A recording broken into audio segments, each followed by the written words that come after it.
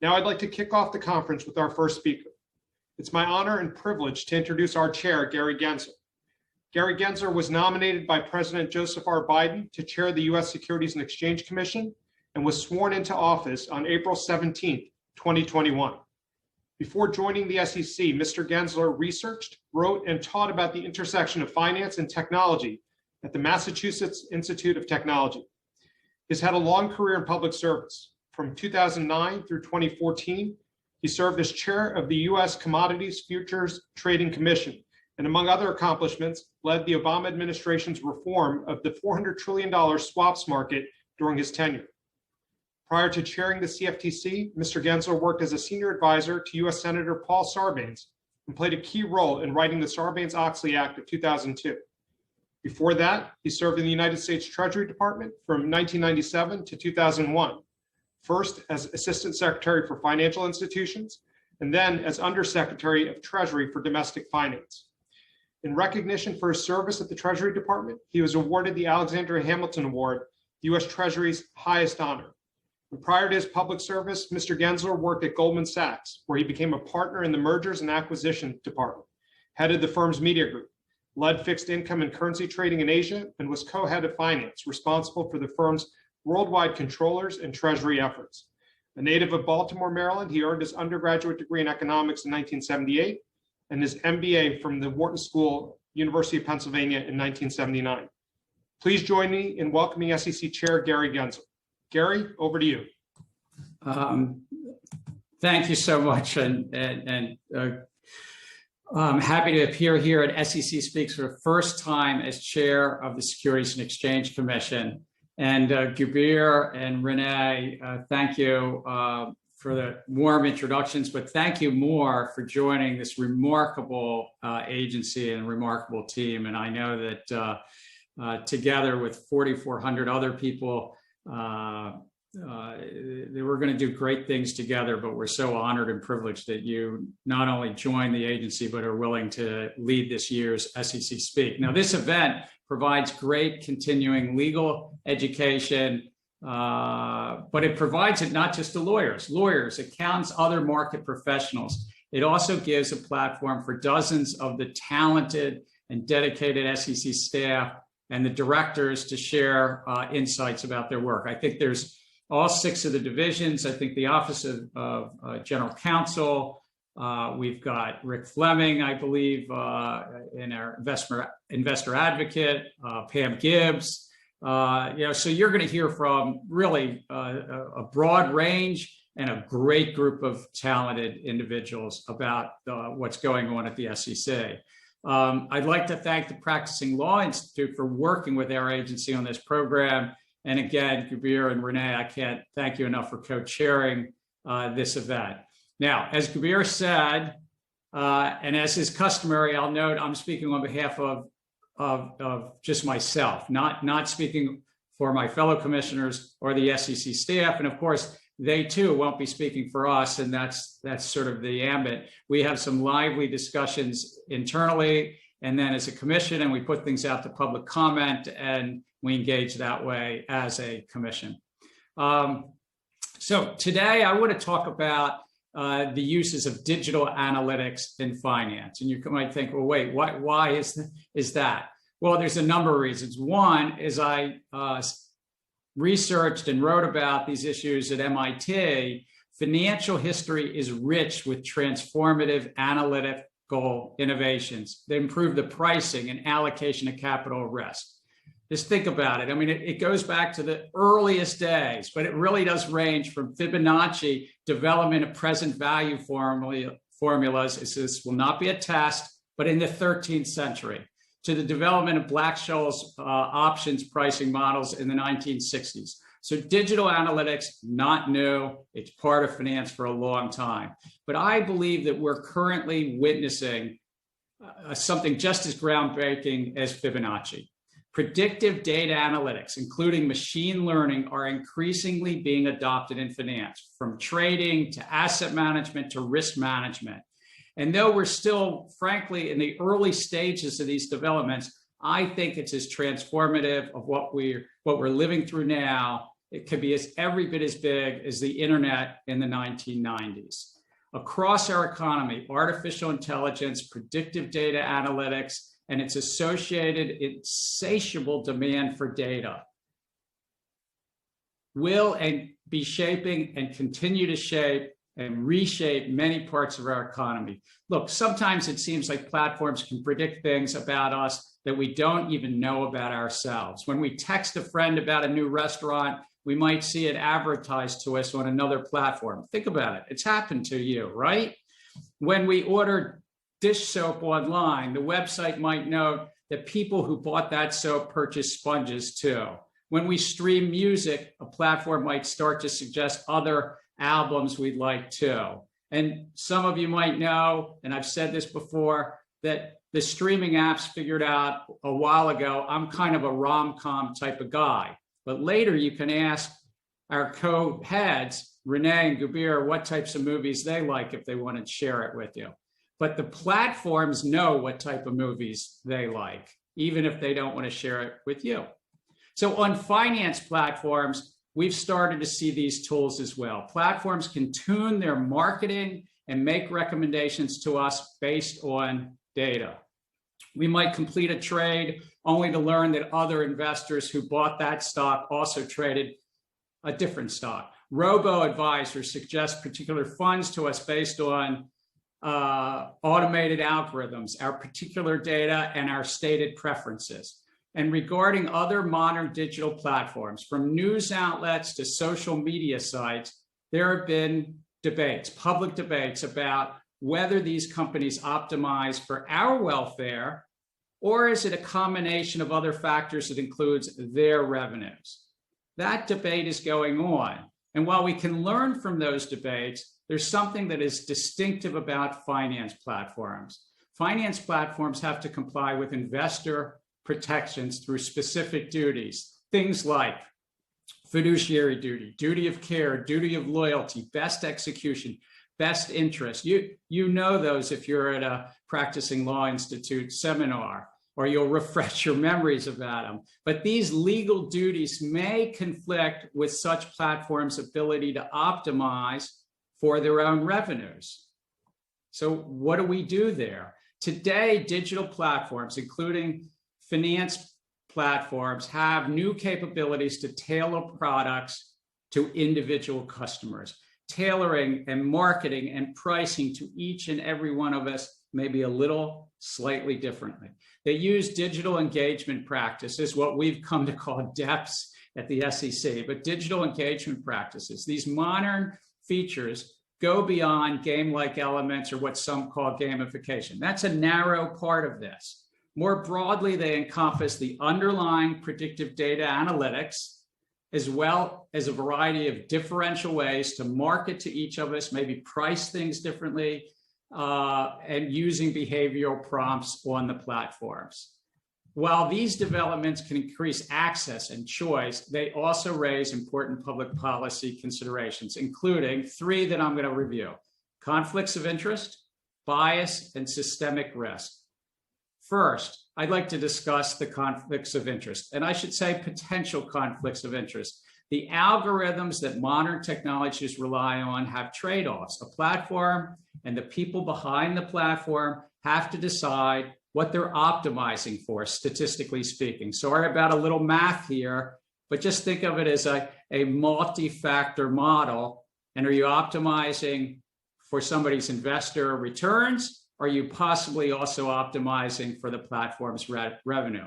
Now, in the case of an online retailer, perhaps the platform's employees are optimizing for revenues, basket size, margin. In the case of a brokerage app, robo-advisors or online investment advisors, when they use certain digital engagement practices, what are they optimizing for? Are they solely optimizing for our returns as investors? That would be one circumstance. Or are they also optimizing for other factors, including their revenues, platform revenues? And you have these multiple factors inside of one mathematical model. So to the extent that revenues are in the mix in their optimization functions, that means from time to time, they're going to issue a prompt, a behavioral prompt, or they might market to somebody, statistically speaking, to optimize their returns, not solely your returns. Further, based on predictive data analytics, I might get a different prompt, a different suggestion, or a visual cue than another investor. Therein lies a tension and potential conflict. What do we do about that trade-off?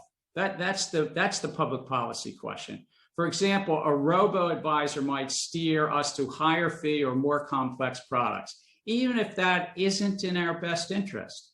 As one scholar put it, quote, "Rapid advances in artificial intelligence and machine learning may soon necessitate a rethink of liability regimes applicable to robo-advisors."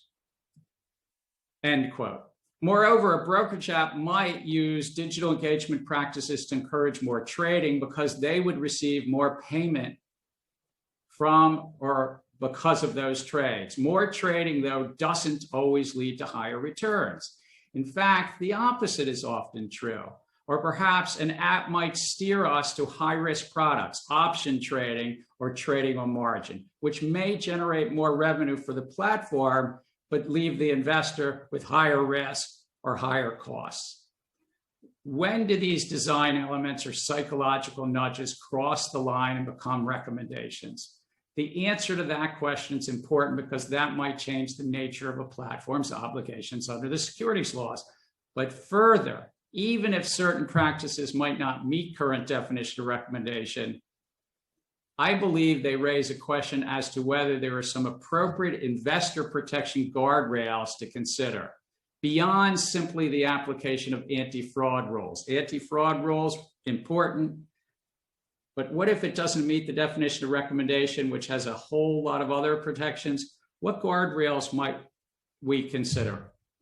In August, the Commission published a request for comment on the use of new and emerging technologies by financial industry firms. The comment period just closed. Let me just reference one commenter. We received a comment from the University of Miami School of Law's Investor Rights Clinic, which provides pro bono work down to investors in Florida.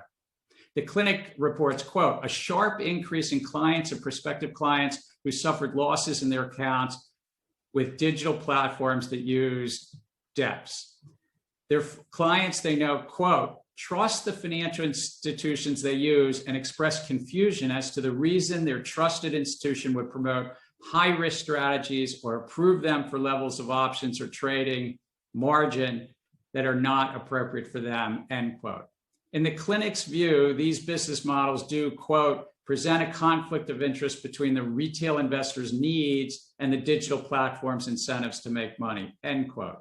Now, I understand these tools have opened up the capital markets to a whole new group of people. The platforms, building upon the internet, building upon mobile phones, putting in place new applications, have streamlined user interfaces. They've enhanced our user experience and brought greater retail participation into our markets.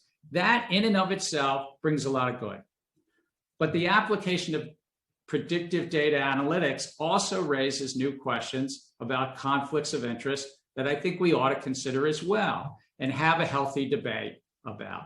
Some of these issues can and will be addressed under our existing rule sets or through updates to those rules. I've asked staff to take a close look at the feedback we received as the staff, makes a recommendation to us, a 5-member commission for consideration, both as it relates to brokers on one hand and to investment advisors on the other. And we're separately looking at incentives like payment for order flow, which may drive some of those practices, but that's really a separate but related work stream. Secondly, let me talk about bias. The second policy consideration around bias and how people, regardless of race, color, religion, national origin, sex, age, disability, or other factors, receive fair access and prices in the financial markets. How can we ensure that new developments in analytics don't instead reinforce societal inequities? This isn't a new issue.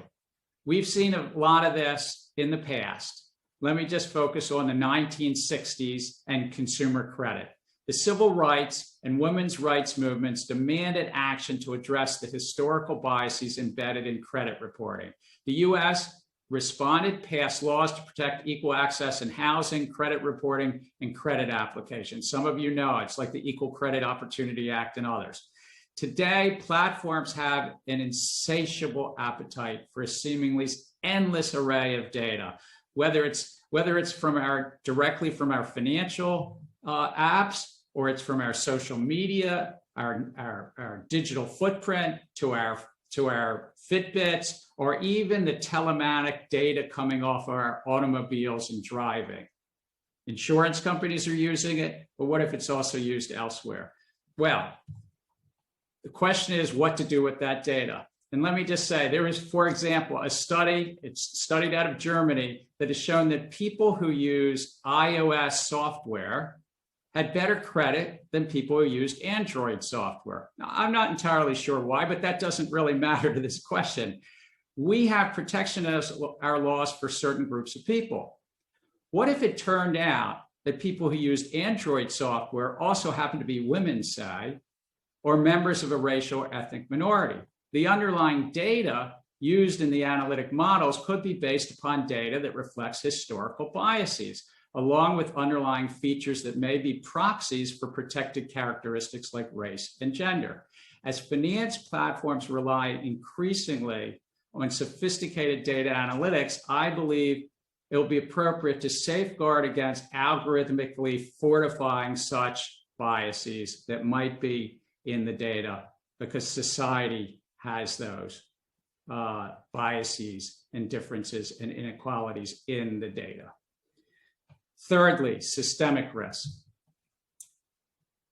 When new financial technologies come along, we need to protect against financial stability and resiliency. I believe that we need to consider how broad adoption of new forms of digital analytics, and in particular a subset of artificial intelligence called deep learning, might contribute to a future crisis. For example, these models could encourage herding into certain data sets, into certain providers or investments, greater concentration of data sources and interconnectedness. I mean, we all know, primarily in the US, we tend to use one dominant search feature. In China, it's a different dominant search feature, but there's a lot of herding, a lot of concentration that happens in the field of data and data aggregation. Such herding, interconnectedness, and concentration can lead to system-wide issues. We saw herding in subprime mortgages before the 2008 crisis, in certain stocks before the dot-com bubble, and in savings and loan crisis in the 1980s. The interconnectedness of many credit rating models deepened the 2008 crisis. About a decade ago, the Greece debt crisis triggered similar cases and crises in Portugal, Spain, and elsewhere. So today's digital analytics, this is the question, today's digital analytics, including deep learning, represent a significant change when compared to previous advances in data analytics. It's not the math I studied in college, and I was studying pretty deeply into some of the math fields, but these digital analytics increasingly use complex, nonlinear, hyperdimensional models, and they are less explainable. They're less explainable to the public, less explainable even to boards of directors, and less explainable to the regulators. It's the nature of the complexity, the nonlinearity, and the hyperdimensionality, sometimes with millions or tens of millions of factors inside the models. I believe existing regulations, written in an earlier stage, are likely to fall short when it comes to the broad adoption of new forms of predictive data analytics in finance. Thus, the 2020s data analytics may bring more uniformity and network interconnectedness or expose gaps in the regulations we have. Financial fragility could come from different pathways, perhaps from a critical data aggregator or in particular certain model designs. So let me wrap it all up and hand it back to Kabir and Renee. In conclusion, I believe we live in a transformative time where artificial intelligence, predictive data analytics are truly changing many aspects of our economy. We may be at the early stages of these developments in finance, but we're already seeing changes in multiple areas, from trading, asset management, risk management, and beyond. I believe that these technologies present a true opportunity to expand access and lead to better risk management. The predictive data analytics also raise a number of important challenges. I've just mentioned 3: potential conflicts, bias, systemic risk. Well, thank goodness that this still leaves us humans with a role. Now, all kidding aside, policymakers, technologists, computer scientists, market participants can come together, engage in robust debate, and tackle a number of these important issues that the adoption of predictive data analytics presents. It should be the adoption of new forms of digital analytics and data analytics presents. I believe this will allow these technologies to develop, to live up to their great promise. And I thank you, and I hand it back.